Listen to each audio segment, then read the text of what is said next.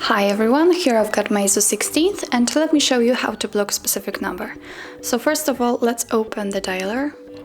Here let's choose the three dots icon to open the settings and click on the settings. Here let's choose the blacklist. As you can see, there are no numbers on the blacklist right now, so click on add number.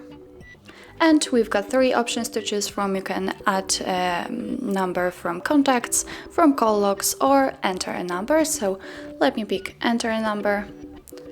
Now let's type the number. As you can see, you can add a note to it. If not, simply click OK. And from now on, all incoming calls and all text messages will be blocked from this number. If you want to unblock it, simply click on it and hold it a little. And click on delete.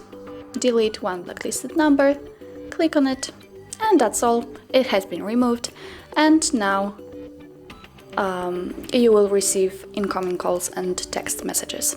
So that's all. This is how you block and unblock contacts or numbers.